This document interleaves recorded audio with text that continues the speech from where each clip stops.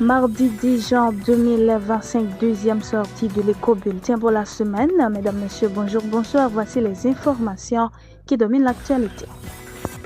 Le Conseil présidentiel de transition a récemment réagi aux restrictions imposées par les États-Unis sur l'entrée des Haïtiens, exprimant ses réserves tout en reconnaissant la souveraineté américaine en matière de sécurité.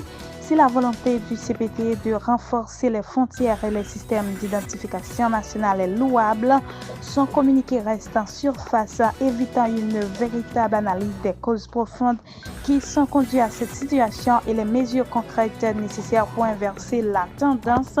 Le gouvernement haïtien peine à démontrer son efficacité face à la montée en puissance des groupes armés, un problème qui nuit directement à la perception internationale du pays. Le communiqué évoque une lutte acharnée contre ces réseaux criminels, mais ne présente aucun plan d'action structuré pour remédier à cette crise de sécurité.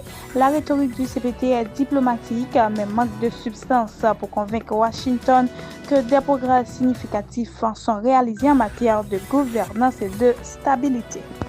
Emmanuel Vertillet, représentant du Parti Petite Dessalines au Conseil présidentiel de transition, porte une lourde responsabilité, celle du rétablissement à la sécurité. Son mandat censé d'être dédié à la neutralisation des gangs et à la projection des populations déplacées s'est soldé par un échec retentissant, malgré ses déclarations affirmant qu'il ne se réclame d'aucun groupe et que sa seule loyauté va à Haïti. Son incapacité à rapporter des résultats concrets contrastant avec son discours.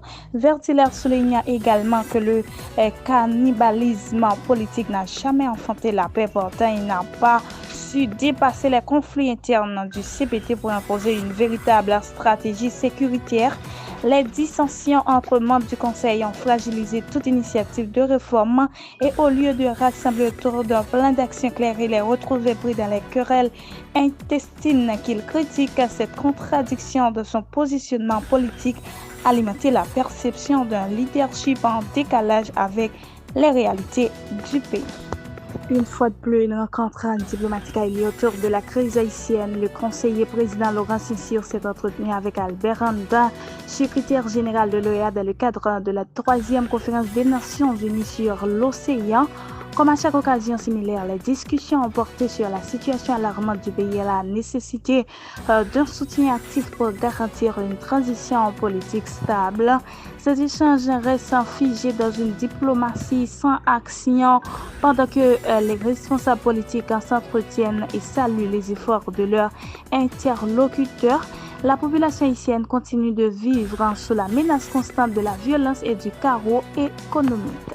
Lors de point de presse donné le lundi 9 juin 2025 à la salle de conférence du ministère, le docteur Bertrand Sinal a présenté un bilan des projets prioritaires menés par le MSPP, a partagé les retombées sur la 150e session du Conseil exécutif de l'OMS tenue à Genève les 27 et 28 mai. En dépit de contexte difficile, le ministre affirme que l'État reste déterminé à protéger la santé de tous les citoyens. À Port-au-Prince et dans sa périphérie, plusieurs structures hospitalières ont été renforcées. L'hôpital La Paix, l'hôpital Eliazer Germain ou encore les centres de soins dans les zones métropolitaines continuent de fonctionner malgré l'insécurité.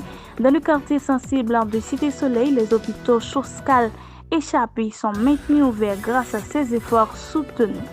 Intervenant à l'émission en première occasion sur Radio Télé Caraïbes, le maire de Gomon, Hubert Sénac, a annoncé le 9 mars 2025 l'assassinat d'Élie Limarjan, propriétaire de l'établissement hôtelier Le Beau Rivage Hôtel, enlevé depuis près d'une semaine avec les 2 autres personnes.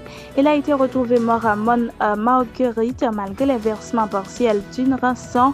L'édile municipal pointe du doigt le gang Kokorat sans race, dirigé par le nommé Meyer, qui l'accuse d'être responsable de ce crime dans un contexte de violence persistante dans cette commune du département de l'Artibonite. Le dossier d'Haïti a été une nouvelle fois agité dans une publication sur le site. Le dialogue, les crises politiques et humanitaires en Haïti ont été débattus. Le nouveau secrétaire général de l'Organisation des États américains, Albert Ramden, dans un entretien accordé à Jacques King du Conseil pour l'Amérique latine de l'organisation, Continental a déclaré le lundi que les discussions étaient nécessaires avec la totalité ou la plupart des parties prenantes et il n'a pas exclu un dialogue avec les gangs qui contrôlent la quasi-totalité de la capitale du pays. Nous devons trouver un moyen de ramener les gangs à la normale, a-t-il déclaré.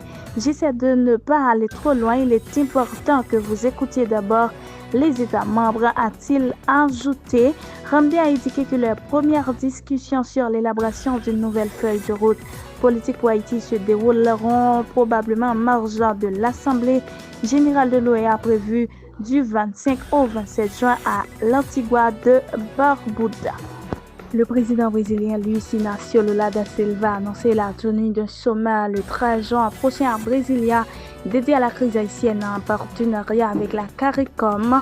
Dans ce contexte où plusieurs pays préfèrent rendre leur distance avec Haïti, Lula affiche une implication directe contraste avec l'attentisme des dirigeants haïtiens, davantage préoccupés par leur calcul politique que par le sort de leur peuple. Depuis ces mois, Haïti traverse une crise sécuritaire et humanitaire sans précédent.